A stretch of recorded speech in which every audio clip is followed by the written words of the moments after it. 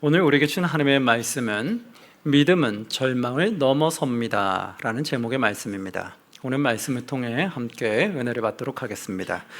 다 같이 18절 말씀 함께 봉독합니다. 예수께서 이 말씀을 하실 때 한 관리가 와서 절하며 이르되 내 딸이 방금 죽었사오나 오셔서 그 몸에 손을 얹어 주소서. 그러면 살아나겠나이다 하니. 아멘. 자, 오늘 말씀은 세 가지 절망 사건이 등장하게 됩니다. 이 절망 가운데 닥쳤을 때 어떻게 예수님을 통해서 그 절망에서 벗어나는지, 해방되는지에 대한 깨달음의 말씀입니다. 오늘 첫 번째 절망은 무엇이냐면 18절 말씀처럼 이렇게 나와요. 예수께서 이 말씀을 하실 때 한 관리가 와서 절하며, 한 관리가 옵니다. 그런데 이르되 내 딸이 뭐했다? 방금 죽었사오니. 지금 죽음에 이른 거예요. 방금 죽었사오나 오셔서 그 몸에 손을 얹어 주셔서 그러면 뭐 하겠나이다? 살아겠나이다. 여러분, 오늘 이 말씀 가운데서 우리가 이 절망이 여러 가지 절망이 있을 거예요. 근데 이 죽음보다 더 큰 절망이 있을까요? 거의 없을 거예요. 그렇죠? 죽으면 모든 게 끝나잖아요. 우리가 병이 들거나 아프면 그래도 한번 다시 회생할 수 있는 기회가 있죠. 만약에 재산적으로 우리가 어려움을 겪으면 다시 일어날 만한 기회를 또 찾아볼 수 있죠. 근데 우리가 죽음을 맞이하면 기회가 전혀 없죠. 즉 죽음만큼 큰 절망은 없다고 말해요. 그래서 사람들이 제일 두려워하는 게 죽음이라고 말해요. 몸은 건강하면 나중에 또 열심히 해서 일으키면 된다고 말해요. 그러나 우리가 죽음을 맞이하면 아무것도 할 수 있는 게 전혀 없죠. 자, 죽음이라는 절망 앞에 왔을 때 어떻게 되느냐? 여기서 한 관리가 등장하는데요. 이 관리는 회당장을 말해요. 회당을 관리하는 장으로서 어느 정도 직위가 있고 유대인들 중에 평판이 나 있는 사람이에요. 근데 그 관리의 딸이 갑자기 죽음을 맞이하게 된 거예요. 얼마나 마음이 절망 가운데, 실망 가운데, 좌절 가운데 빠져들겠어요. 그러자 이 관리가 나중에 어떻게 하냐면 많은 사람은 죽음을 맞이하면 이제는 더 이상 포기를 해요. 죽기 전에는 어떤 병에 걸려도 어떻게 살려보려고 막 애를 쓰죠. 근데 죽음을 맞이하면 이제 포기한다고요. 이제 또 죽었는데 뭘 더 이상 뭐 할 게 뭐가 있어 라고 하죠. 근데 이 관리는요, 특이한 것은 이 죽음을 맞이했는데 이 딸을 살리기 위한 한 가지 방법을 찾아냅니다. 그 방법이 뭐냐? 하나님의 아들 독생자 예수 그리스도가 이 땅에 오셨다는 걸 믿고 하나님의 아들이니까 전지전능하신 분이니까 못 고치는 병이 없을 거다라는 믿음을 갖게 돼요. 그래서 하나님은 우리의 생명까지 주관하시는 분이니까 분명히 이 죽은 자도 살릴 수 있을 거다, 분명히 그런 능력이 있을 거다라는 믿음을 갖고 예수님 앞에 나옵니다. 거기서부터가 시작이에요. 믿음은 우리가 예수님이 하나님의 아들이라는 걸 믿고 전지전능하신 분이라는 걸 믿고 한 걸음 나아가는 것부터 시작이라는 걸 믿으시기 바랍니다. 믿음이 큰 게 아니에요. 그 예수님을 믿고 한 발짝 한 발짝 나아가는 것이 믿음의 시작인 거죠. 이 관리는 결국 이 절망 가운데 예수님이 찾아갑니다. 그러면서 18절에 다시 보시면 이 관리는 예수님 앞에 가서 뭐를 하게 되냐면 절을 하게 돼요. 바짝 엎드려 절을 하고 간청하게 되죠. 그러면서 뭐라고 고백하냐면 그 몸에 손을 얹어주소서. 내 딸이 방금 죽었는데 내 딸 몸에 손을 얹어주면 그러면 뭐 하겠나이다? 살아나겠나이다 라고 고백했단 말이에요. 여러분, 이런 믿음 갖기 쉬울까요? 죽은 자를 예수님이 손에 얹어주면 분명 살아날 거다, 이 믿음 갖는 게 여러분 쉬울까요? 많지 않을 거예요. 만약 이런 믿음이 없으면 기적은 일어나지 않아요. 하나님에게는 무한한 능력을 가지고 계세요. 그런데 이 무한한 능력을 활용할 수 있는 사람은 어떤 사람이냐면 그 믿음을 소유한 자만이 하나님의 능력을 경험할 수 있다고 성경은 말해요. 즉 하나님은 우리가 구하던 구하지 않던 하나님의 능력은 변하지 않아요. 늘 영원하시고 전지전능하세요. 그러나 찾는 사람과 찾지 않는 사람에 따라서 능력이 나타나느냐 나타나지 않느냐가 주어지더라는 거예요.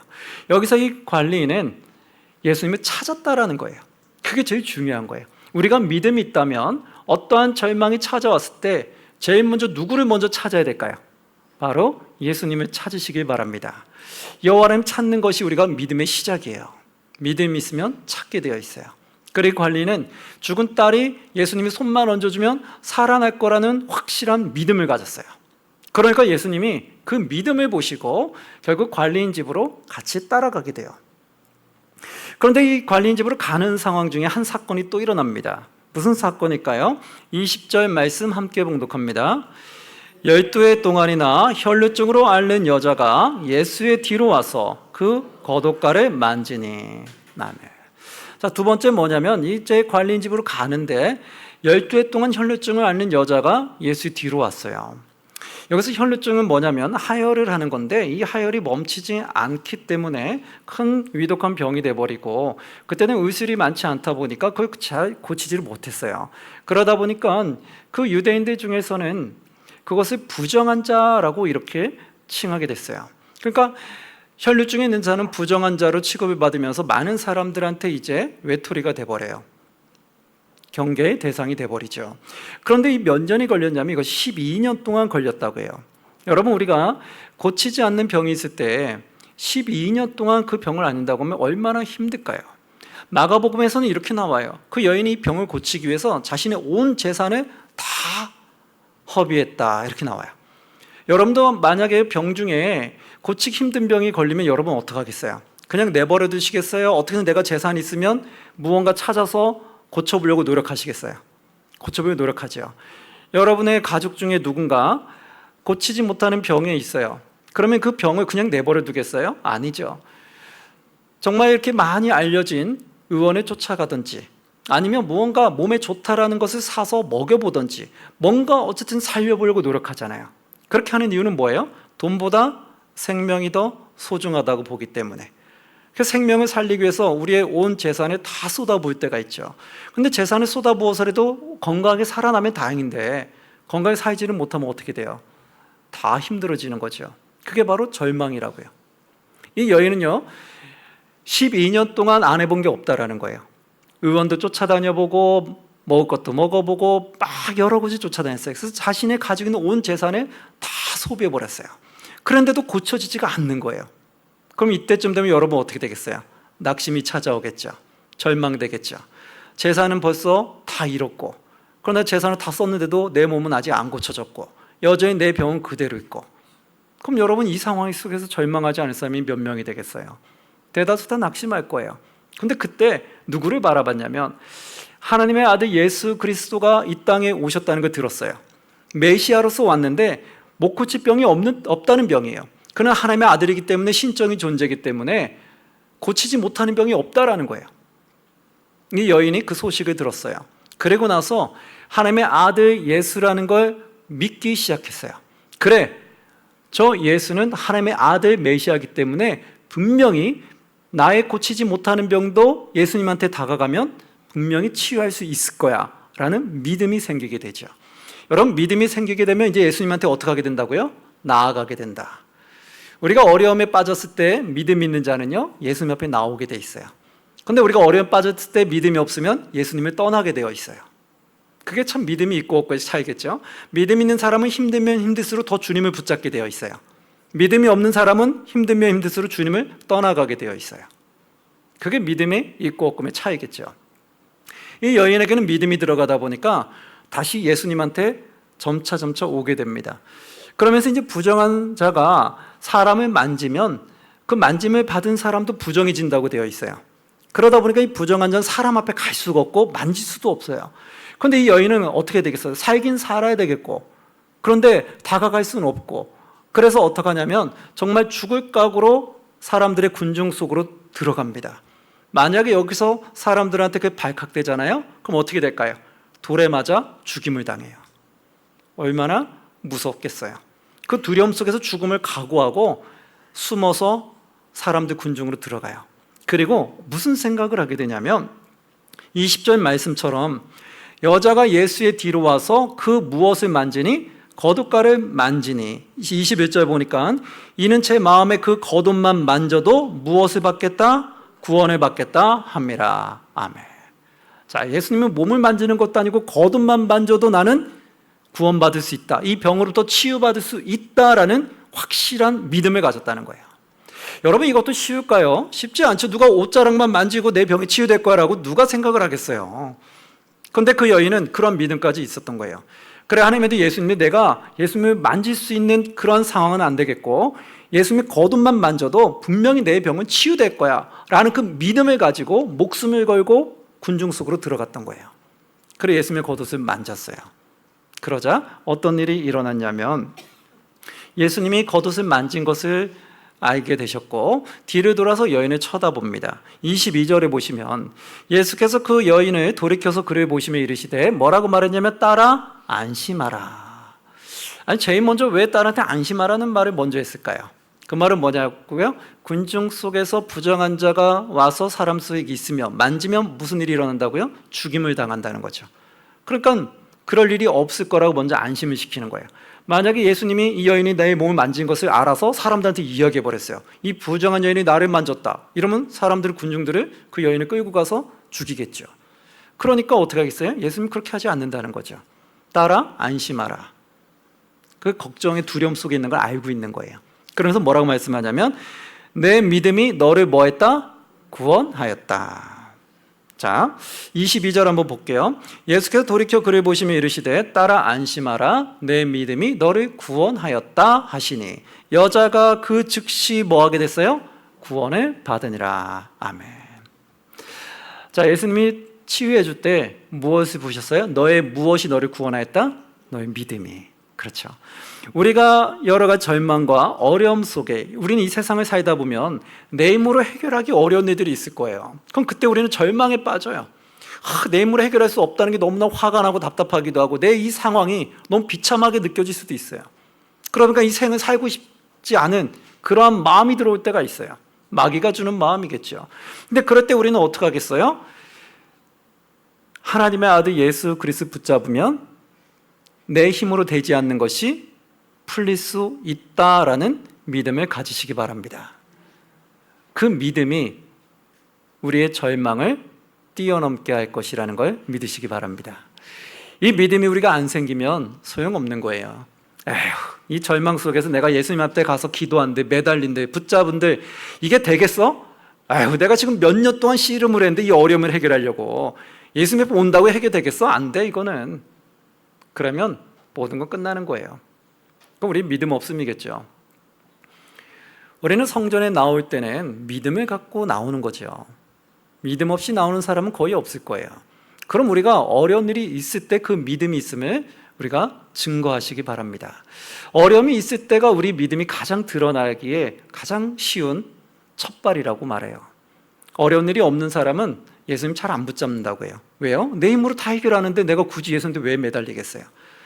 이 관리가 자신의 딸이 죽음을 맞이하지 않았으면 아마 예수님한테 안 올 수도 있었을 거예요. 다른 의원들을 통해서 어떻게 살려보려고 했었을 거예요. 혈루증 여인이 12년 동안 있으면 자신의 재산을 다 소비하지 않았다면, 아직 재산이 더 남아있다면 예수님을 찾지 않았을 수 있었을 거예요. 이 돈으로 나는 더 노력을 해볼 수 있었을 테니까, 내 인간의 힘으로 노력해 볼 수 있었을 테니까. 근데 그것이 안 될 때 결국 예수님 찾는 거죠. 우리도 절망 가운데 힘든 일이 오면 제일 먼저 예수님 찾으시기 바랍니다. 절대로 혼자 고민하거나 좌절하거나 삶을 포기하려고 하지 마세요. 끝까지 예수님 붙잡고 예수님 능력을 경험해 보셨으면 좋겠습니다. 세 번째로는 이제 무슨 사건이 일어나냐면 23절에 보면 그 관리집에 들어갑니다. 피리 보는 자들과 떠드는 무리가 있었어요. 아까서 관리의 여인 딸에게 찾아가게 되는 건데요. 24절에 보니까 이르시되 물러가라, 이 소녀가 죽은 것이 아니라 뭐한다? 잔다 하시니 그들이 뭐 했어요? 비웃더라. 자, 피리 보는 자들과 떠드는 무리가 있어요. 이건 무엇이냐면 장례를 치르는 지금 상황 중이에요. 장례를 알리는 거예요. 근데 그때 예수님이 가셔서 하시는 말씀이 이 소녀가 죽은 것이 아니라 잔다라고 말한다는 거예요. 왜 이렇게 표현을 했을까요? 예수님에게는 신적인 능력이 있기 때문에 죽음을 살리고 죽이고 하는 것이 하나님의 주권에 있는 거예요. 그러다 보니까 죽은 자도 언제든지 살릴 수 있고 살은 자도 언제든지 생명을 걷어갈 수 있는 거예요. 그러니까 예수님에게는 이게 영원한 죽음이 아니라 잠깐 잠자다가 깨는 것과도 같다라는 거예요. 그러니까 예수님에게는 영원한 죽음이 아닌 거예요. 그냥 잔다. 그러나 예수님의 능력을 알지 못하는 자들은 이해가 안 되는 거죠. 비웃을 수밖에 없는 거예요. 아니 지금 이렇게 죽음을 맞이해서 장례를 치르고 있는데 무슨 잠을 잔다고 말해? 그럼 우리가 지금 뭐 하고 있는 거야 이게 지금? 그들이 하는 것이 우스워지겠죠. 그래서 그들은 비웃었어요. 무슨 잠을 자는 거야? 그러나 하나님의 아들 독생자 예수 그리스도라는 것, 전지전능한 능력을 갖고 있다는 믿음을 가진 자는 그게 우습지가 않겠죠. 어떤 일이 일어났느냐 보면요, 25절에 보면 이렇게 나옵니다. 무리를 내보낸 후에 예수께서 들어가사 소녀의 손을 잡으심에 어떻게 됐어요? 일어나는지라. 아멘. 자, 소녀의 손을 잡음에 일어났어요. 사람들은 비웃었어요. 그게 가능해? 불가능하겠지. 그러나 이 딸의 아버지는 이것을 믿었어요? 믿지 않았어요? 믿었죠. 결국 뭐냐면 믿는 자에게는 기적이 일어났어요. 믿지 않는 자에게는 기적이 일어나지 않아요. 하나님의 무한한 능력은요, 우리가 믿으나 믿지 않으나 하나님의 능력은 변하지 않아요. 우주 만물을 다스리는 하나님의 능력을 보세요. 우리가 믿거나 믿지 않으나 이 우주 만물은 돌아가고 있잖아요. 태양이 돌아가고 있고 지구가 돌아가고 있잖아요. 이걸 누가 설명할 수 있겠어요? 그러니까 우리가 믿으나 믿지 않으나 하나님 능력은 늘 운행하고 계시거든요. 그런데 이 능력을 경험할 수 있는 사람은 뭐냐? 믿음이 있느냐 없느냐는 거예요. 전지전능한 하나님의 능력을 내가 정말 믿고 나아가느냐 아니면 믿지는 못하느냐에 따라서 하나님 능력을 경험할 수 있느냐 못하냐가 결정된다는 거예요. 그 어린 딸이 죽음을 맞이했을 때 아버지는 믿었기 때문에 그 딸이 살아나는 역사가 일어났지만 그것을 못 믿는 자들은 오히려 비웃었다라는 거예요. 그게 가능하겠냐? 여러분, 우리도 힘든 일이 올 때, 절망이 올 때 사람의 능력으로 해결할 수 없다는 상황 속에 우리가 믿지 않는 사람들 앞에서 야, 하나님께 기도하면 괜찮아질 거야. 하나님 살아계신 분이고 하나님은 무한한 능력 가지신 분이기 때문에 이 어려움을 분명히 하나님은 해결해 주실 거야 라고 믿지 않는 사람한테 이야기한다면 믿지 않는 사람 중에 많은 사람들은 그럴 거예요. 너 조금 이상하다. 너 뭔가 문제 있는 거 아니야? 야, 지금 이렇게 안 되는 것을 무슨 눈에도 보이지 않는 하나님 앞에 가서 엎드리고 기도하면 해결된다고 말해? 그건 불가능한 거야 라고 말할 수가 있죠. 믿음이 있는 사람은 아, 그래, 해보자 이러겠죠. 그래, 한번 예수님께 매달려 보자. 믿음이 없는 사람은 그게 무슨 소용이 있어 라고 말하겠죠. 바로 그 차이인 거예요. 어려움 속에서 믿음이 있는 사람과 없는 사람은 큰 차이가 일어나기 시작을 합니다.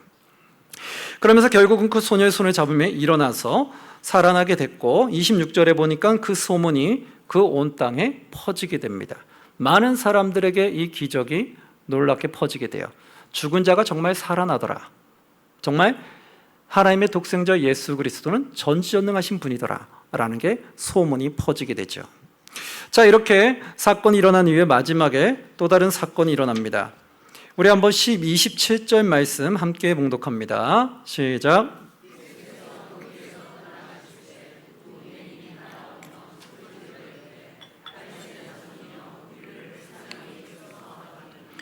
아멘.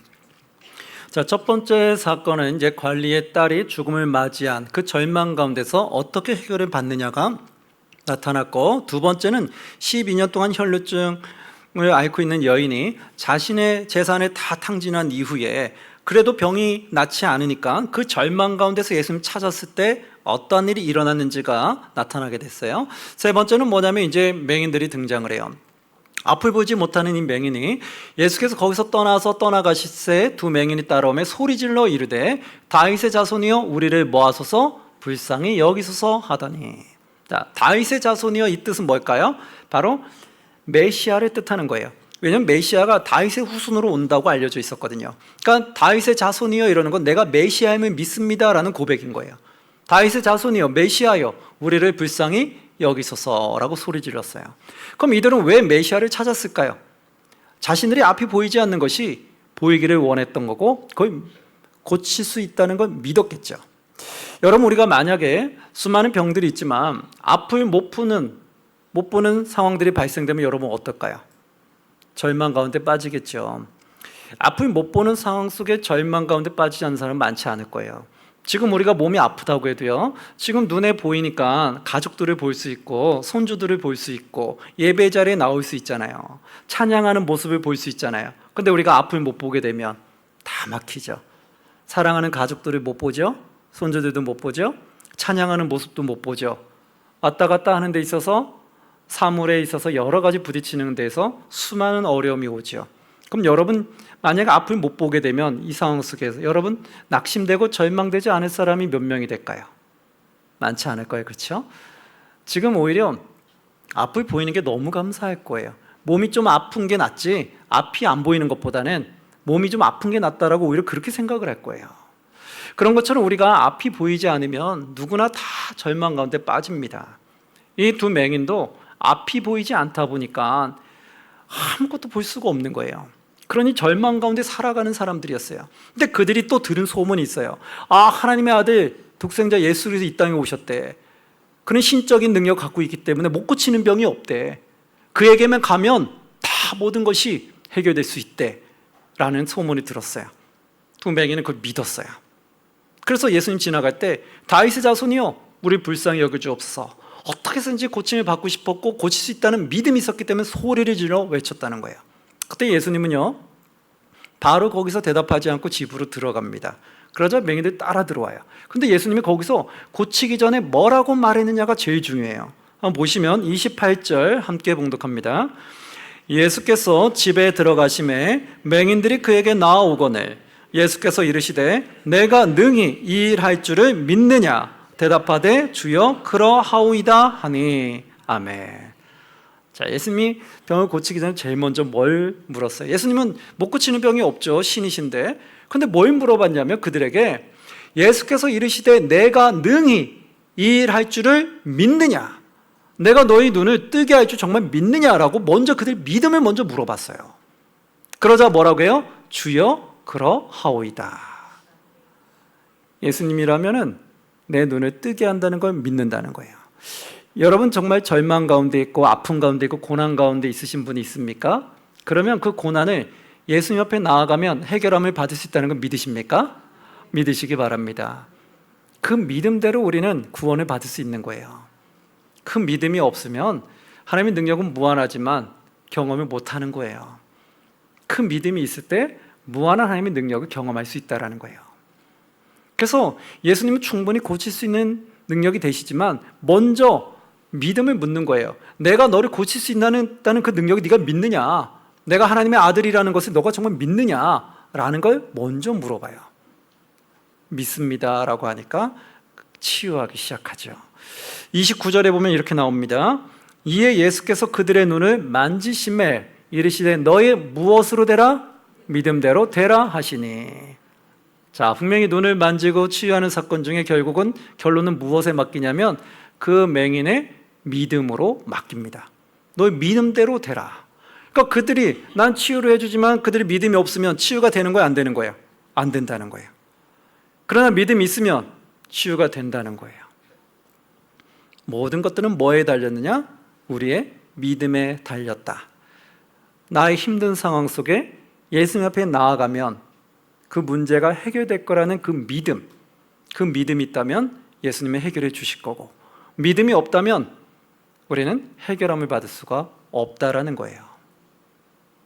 그래서 마지막에는 이렇게 말하게 됩니다. 30절 31절 보면 그 눈들이 밝아진지라, 정말로 그 믿음대로 밝아지게 됐죠. 그러니까 그들은 정말 믿었다는 거예요. 예수님이 우리를 치유할 수 있다는 걸 믿었게 됐고, 그들이 밝아진지라 예수께서 엄히 경고하되 삼가 아무에게도 알리지 말라 하셨으나 그들이 나가서 예수의 소문을 온 땅에 퍼뜨리니라. 하나님의 놀라운 역사는 계속 일어나게 되어 있어요. 여러분, 만약에 여러분들이 절망 가운데 빠진 상태에서 삶을 포기하고 싶은 상태에서 우리가 정말 예수님을 붙잡고 그 절망에서 우리가 벗어나게 되면, 그럼 여러분 이 기쁨을 주변 사람들에게 나눠주고 싶어요? 안 나누고 싶겠어요? 나누고 싶겠죠. 절망 가운데 내가 정말 세상에서 목숨을 끊고 싶을 정도의 그 고난 가운데 고통 중에 예수님을 붙잡았더니 예수님이 그 절망 가운데서 우리를 뛰어넘게 하신 거예요. 절망에서 우리를 구원해 주신 거예요. 그러면 우리는 너무 기뻐 사람들 얘기할 거예요. 내가 사랑하는 사람한테 더 전하고 싶을 거예요. 아무개님 많이 힘드십니까? 저도 이런 힘든 일이 있었는데 예수님을 붙잡고 나아갔더니 이런 놀라운 일이 생겼어요. 그 절망 가운데서 내가 새롭게 회복되고 벗어났어요. 당신도 지금 힘드십니까? 어렵습니까? 그러면 저처럼 예수님 한번 찾아가요. 예수님 한번 붙잡아 봐요. 그러면 예수님이 그 절망 가운데서 벗어나게 하실 겁니다. 그걸 우리가 믿기만 하면 됩니다. 믿고 한번 가봅시다. 이거를 소문 안 낼 수가 없죠. 많은 사람들이 예수님께 오게 될 거고 그 믿음을 갖고 있는 자는 치유함을 받게 될 거예요. 사랑하는 성도, 오늘 이 말씀처럼요, 우리는 믿음은 우리의 절망을 넘어설 수 있다는 걸 꼭 기억하시기 바랍니다. 우리는 살다 보면 힘든 일이 없는 사람이 아무도 없어요. 그리고 때로는 내가 내 힘으로 해결할 수 없을 만큼 숨이 막히는 정도의 그런 어려움에 닥치는 분도 많이 있어요. 잠을 못 이룰 정도로 힘든 상황도 많이 있어요. 근심과 걱정에서 벗어나지 못하는 일들을 겪는 분도 많이 있다고요. 그럼 그때 우리는 누구를 찾아가면 될까요? 예수님을 찾아가시기 바랍니다. 그리고 우리가 예수님은 우리의 문제를 해결할 수 있다는 믿음으로 나아가시기 바랍니다. 그러면 그 믿음대로 되리라 믿습니다. 아멘.